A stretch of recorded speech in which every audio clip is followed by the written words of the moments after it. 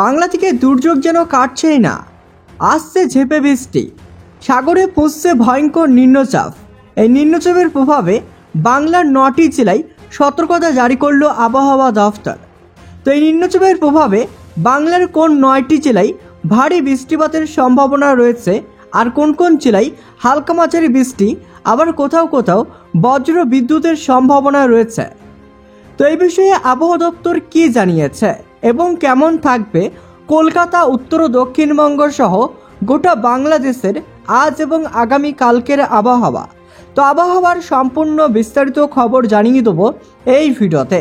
ভিডিওটি অবশ্যই শেষ পর্যন্ত দেখবেন, ভিডিওতে একটি লাইক করবেন।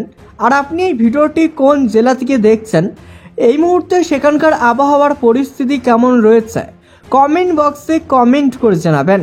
আর এমনই প্রতিনিয়ত আবহাওয়ার আপডেট পাওয়ার জন্য চ্যানেলটিকে সাবস্ক্রাইব করে পাশে থাকা বেল আইকনটি প্রেস করে চ্যানেলের সঙ্গে জুড়ে থাকবেন। তো চলুন এবার এক নজরে দেখে নেওয়া যাক। সপ্তাহের শুরুতেই দুর্যোগের ঘনঘটা, রাতভর থেকে আকাশের মুখ ভার, কালো মেঘে ঢাকা আকাশ, কখনো ঝেঁপে বৃষ্টি, আবার কখনো একটানা ঝিরঝিরি বৃষ্টি। এদিকে আলিপুর আবহাওয়া দপ্তর জানিয়েছে আজ সোমবার রাতভর অতি ভারী বৃষ্টির সম্ভাবনা রয়েছে দক্ষিণবঙ্গের একাধিক জেলায়।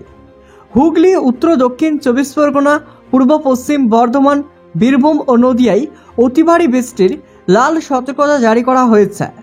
কলকাতা, হাওড়া, পূর্ব পশ্চিম মেদিনীপুর, ঝাড়গ্রাম, পুরুলিয়া, বাঁকুড়া ও মুর্শিদাবাদে ভারী বৃষ্টির সতর্কতা রয়েছে। দিনভর বৃষ্টিতে জল জমার আশঙ্কা রয়েছে। আজও কলকাতার সর্বোচ্চ তাপমাত্রা 29 ডিগ্রি সেলসিয়াস। মঙ্গলবারও বাঁকুড়া, পশ্চিম বর্ধমান, বীরভূম, মুর্শিদাবাদ এবং নদিয়ায় ভারী বৃষ্টিপাতের সম্ভাবনা রয়েছে। অন্যান্য জেলায় মাঝারি বৃষ্টি হতে পারে। আজও বঙ্গোপসাগরে দমকা ঝড়ো হাওয়া বইবে, সমুদ্র উত্তাল থাকবে, তাই মৎস্যজীবীদের সমুদ্র যেতে নিষেধাজ্ঞা জারি করা হয়েছে। আজকের পর থেকে জেলায় জেলায় বৃষ্টির পরিমাণ কমবে, তবে সক্রিয় মৌসুমী অক্ষরেখার জন্য বৃষ্টির দাপট কমলেও তা এখনই থামবে না। চলতি সপ্তাহ জুড়েই বৃষ্টি হবে বাংলায়। অন্যদিকে উত্তরবঙ্গের জেলাগুলিতে বৃষ্টির থামার কোনো লক্ষণই নেই।